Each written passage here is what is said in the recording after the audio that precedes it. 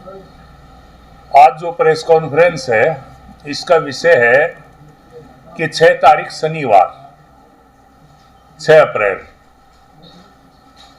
इस प्रदेश के मुख्यमंत्री नायब सिंह सैनी महम पहुंचेंगे और महम के योद्धाओं की तरफ से उनका अभिनंदन किया जाएगा और साथ में पूर्व मुख्यमंत्री मनोहर लाल जी और सारे बीजेपी के नेता वहाँ पहुंचेंगे और जनसभा जो है होगी और काफ़ी जोर शोर से स्वागत 6 अप्रैल को शनिवार को नायब सिंह सैनी जी का महम में किया जाएगा।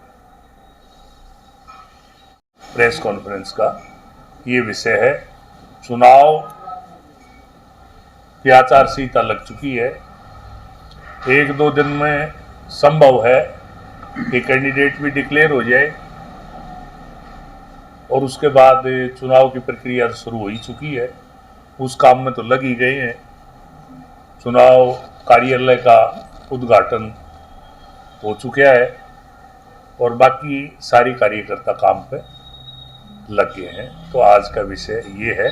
अब बाकी इस विषय में विस्तार से आदरणीय रामचंद्र जांगड़ा जी आपको बताएंगे। हाँ जी, शुरू। 6 अप्रैल 1980 को भारतीय जनता पार्टी का जन्म हुआ था।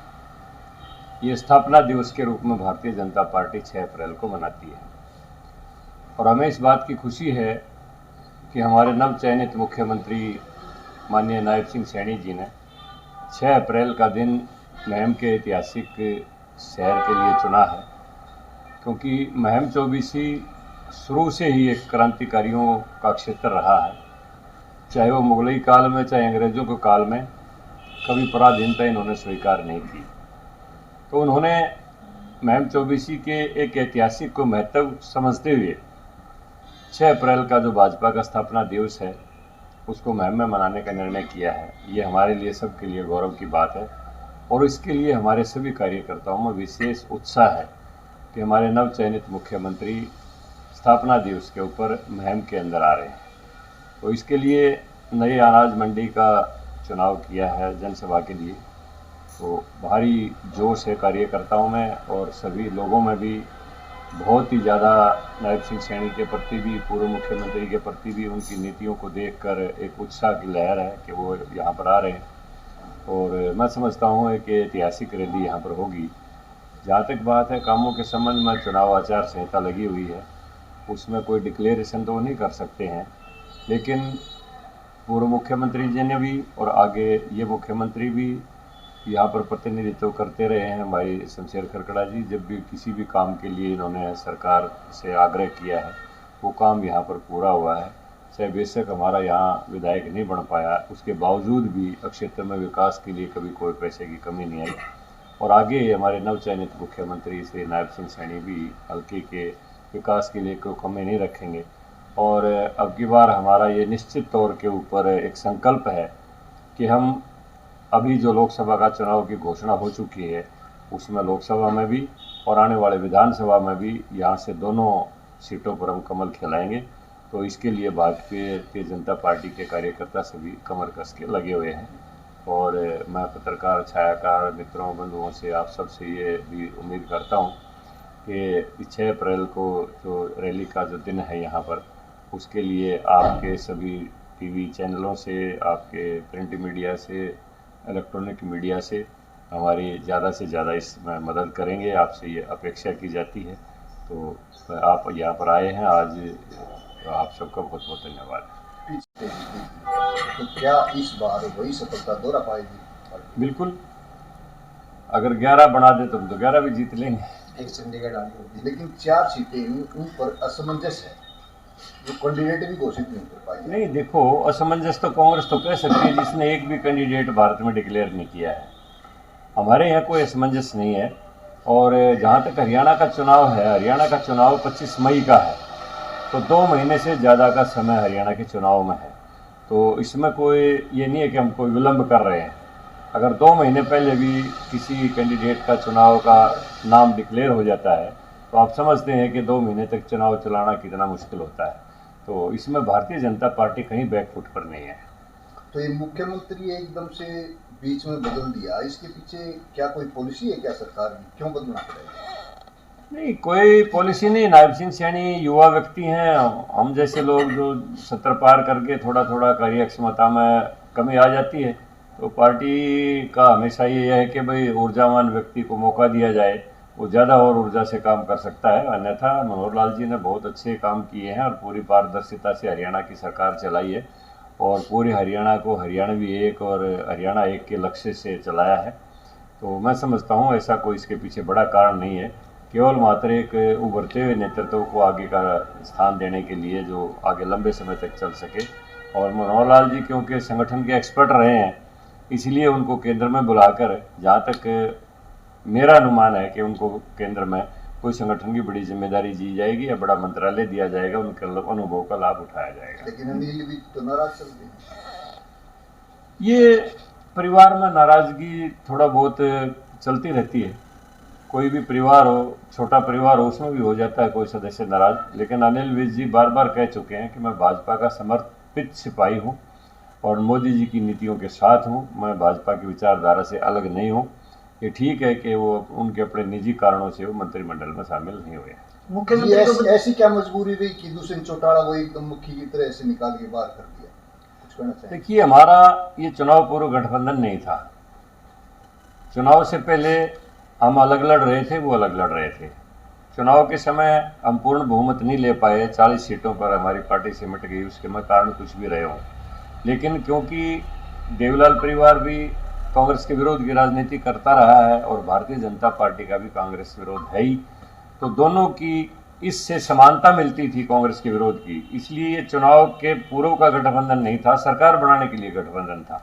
जब चुनाव नया आ गया तो वो अपना लड़ेंगे, हम अपना लड़ेंगे, तो उसमें हमारी कोई मजबूरी नहीं, हमने कोई गठबंधन तोड़ा नहीं है। ये तो केवल सरकार चलाने के लिए था। सरकार क्योंकि अब चुनाव आ गया है तो वो अपनी लड़ाई किसी भी लोकसभा सीट पर हम अपने लड़ाएंगे। दीपेंद्र का बयान आया जी कि ये समझौता तो पहले ही हो चुका था, सिर्फ जाटों की जो वोट नहीं, वो जाटों के प्रतिनिधि कैसे हैं कि जाटों के प्रतिनिधि हम जेजेपी को ही मानते हैं? दीपेंद्र ऐसा मानता है कि जाटों के वही प्रतिनिधि है जेजेपी वाले? जाट कोई कम्युनिटी किसी एक की बपोती नहीं है। पूरे हरियाणा के जाट जो सेकुलर हैं, पूरी तरह से राष्ट्रवादी हैं और मोदी जी की नीतियों के भी साथ हैं। कोई आदमी ये क्लेम करे कि मैं जाट की वोटों का मालिक हूँ, ये उसका भ्रम है अपना। भारतीय जनता पार्टी के साथ बहुत बड़ा जाट वोट बैंक है और हम तो जाति में विश्वास भी नहीं करते। मोदी जी तो एक ही बात कहते हैं कि मेरी तो 4 ही जातियाँ हैं, कि किसान मेरी जाति है, महिला मेरी जाति है, गरीब मेरी जाति है, युवा मेरी जाति है, और तो वो किसी जाति को मानते ही नहीं। तो इसमें किसान में तो जाट भी आ जाता है और भी जो भी खेती करता है वो सब आ जाते हैं, चाहे कि उसमें ठाकुर हो, चाहे ब्राह्मण हो, चाहे यादव हो, चाहे गुजर हो, चाहे और कोई अन्य हो। तो ये जाटर, नॉन जाटर, गैर जाटर, ये दीपेंद्र के दिमाग की देन है। हम इस विषय में जाट गैर जाट की राजनीति ना करते ना सोचते। गजेंद्र सिंह आपको छोड़ के चले गए तो क्या कारण रहे इसके? देखिए, आदमी के अपने निजी कारण होते हैं। अब कई बार आदमी से गलत कदम भी उठ जाता है। अब उनकी ये थी कि अगर जेजेपी से गठबंधन रहेगा तो मैं नहीं रहूँगा, तो उसके पीछे उनका कारण चाहे कुछ भी था, लेकिन वो भी चले गए और गठे जेजेपी से गठबंधन भी चला गया। अब वो शायद पछता भी रहे होंगे। केजरीवाल को अचानक दबोच लिया गया तो जो करेगा, जो भरेगा, वो तो ईडी जो है ना पूरे, चाहे उसमें चाहे बीजेपी का कार्यकर्ता हो, चाहे कांग्रेस का हो, चाहे केजरीवाल हो, जो भी इस देश के गरीबों की कमाई के साथ धोखाधड़ी करेगा, हेराफेरी करेगा, वो कानून के दायरे से बाहर नहीं आएगा। एक विपक्ष का कहना है जी, जितने भी ईडी के छापे लगते हैं वो तकरीबन 80% विपक्षियों पे लगते हैं, क्या कहेंगे? देखिए, बात यह है, अगर विपक्ष वाले इसमें दोषी होंगे तो विपक्षियों पर लगेंगे और पक्ष वाले दोषी होंगे तो पक्षों पर लगेंगे। अगर ज़्यादा विपक्ष वाले दोषी होंगे तो उनको गणना अपनी करनी चाहिए, भाई क्यों खामखा वो ऐसे काम करते हैं, घोटाले क्यों करते हैं, वो गणना तो उनको करनी चाहिए। भूपेंद्र हुड्डा के बारे में क्या कहना चाहेंगे? क्या कांग्रेस आ पाएगी, प्रदेश में आ पाएगी कांग्रेस? भूपेंद्र हुड्डा को सपने लेना छोड़ देना चाहिए। कांग्रेस कभी नहीं आ पाएगी। जो पीछे हुआ था वही अब की बार भी होगा, क्योंकि भूपेंद्र हुड्डा के समय में जो हरियाणा में जो कुछ भी होता रहा है, किस तरह से नौकरियों में भ्रष्टाचार था, किस तरह से तबादलों में भ्रष्टाचार था, किस तरह से किसानों की ज़मीनों को सस्ते भाव पर ज़मीन के नोटिस दे के लेके बिल्डरों को लुटवा के किसान को बर्बाद किया गया था। हरियाणा में नेपोटिज्म, भाई भतीजावाद चरम सीमा के ऊपर था कि किसी भी आदमी को कहीं भी कोई लिक्विडेटिव पोस्ट लेनी हो या कोई नौकरी का कोई मामला हो तो पूरा पारिवारिक तंत्र उसके ऊपर विराजमान था। उनसे चिट आती थी तो उसको वो नौकरी मिल जाती थी, वरना योग्यता की हरियाणा के अंदर कोई कीमत नहीं थी। वो सारी बातें हरियाणा की जनता समझ चुकी है, इसलिए उसको संन्यास ले लेना चाहिए, उसका कोई भविष्य नहीं है। राजकुमार सैनी इंडिया गठबंधन का हिस्सा बने, कहीं ना कहीं एक मेन जिम्मेदार मानते थे हुड्डा साहब, लेकिन अब उसी के साथ किस तरीके से लड़ाई कैसे देखते हो? ऐसा है जी, अगर केजरीवाल की भी आप पोस्ट पढ़ेंगे जी। तो एक जगह मैंने खुद उनकी वीडियो देखी है कि अगर देश में भ्रष्टाचार की जांच करनी है तो सोनिया गांधी को गिरफ्तार कर लो तो पूरा सामने आ जाएगा कि पैसा कहाँ कहाँ गया है और किस किस ने खाया है। तो ये लोग चुनाव पूर्व में कुछ करते हैं, चुनाव के बाद कुछ करते हैं, और कोई भी आपस में नापाक गठबंधन कर लेते हैं बीजेपी के विरुद्ध। लेकिन मैं, जहाँ तक राजकुमारी का सैनी का प्रश्न है, राजकुमार का, कोई हरियाणा की जनता ने उनको कोई भाव नहीं दिया है और उससे कोई फर्क नहीं पड़ने वाला है। जाट नॉन जाट की राजनीति हम विश्वास नहीं करते हैं। उनका एजेंडा, क्योंकि हरियाणा के अंदर मेरा जहाँ तक अनुभव है, मैं एक बार स्वर्गीय काशीराम से मिला था, हमायूं रोड पर वो रहते थे, तो मुझे कहने लगे भाई हम हरियाणा में कामयाब नहीं हो रहे, यूपी में भी कामयाब हो गए। तो मैंने उनको बताया था कि हरियाणा की जो सामाजिक संरचना है उसमें जड़ों में भाईचारा बसा हुआ है और 36 बिरादरी हरियाणा में मिलकर रहती हैं, और आप लोगों की जो राजनीति है वो जातीयता के आपस में विखंडन के ऊपर है, विरोध के ऊपर है। इसलिए हरियाणा में आप कभी कामयाब नहीं हो सकते। हरियाणा में भाईचारा नसों में बसा हुआ है। तो यहाँ पर ना राजकुमार सैनी जैसे लोगों को कोई भाव नहीं दिया जाएगा, चाहे वो कोई भी नहीं देगा उसको भाव। यहाँ की जो सामाजिक संरचना ऐसी विशेष है हरियाणा की कि इसमें चाहे जाट है, चाहे ब्राह्मण है, चाहे ठाकुर है, यहाँ पर कोई सामंतवाद नहीं है, सब भाईचारे में मिलके रहते हैं। यहाँ तो किसान के खलिहान से 36 बिरादरी का अनाज बढ़ता रहा है, सबके आपस में नौंदा निदार रही हैं, सबके आपस में बांध तेल रहे हैं, यहाँ तो लाने के कोलू चलते रहे हैं। तो वो जो संस्कार हैं वो हरियाणा के लोगों के अंदर बसे हुए हैं। इसलिए जातीयता की राजनीति करने वाले के लिए हरियाणा में कोई स्थान नहीं है। वो राजकुमार सैनी के ऊपर भी लागू होती है और वो भूपेंद्र हुड्डा के ऊपर भी लागू होती है। मुख्यमंत्री जब बदला गया था उस समय कांग्रेस का बयान आया था कि ये जो है कोई काम नहीं हुआ हरियाणा के अंदर।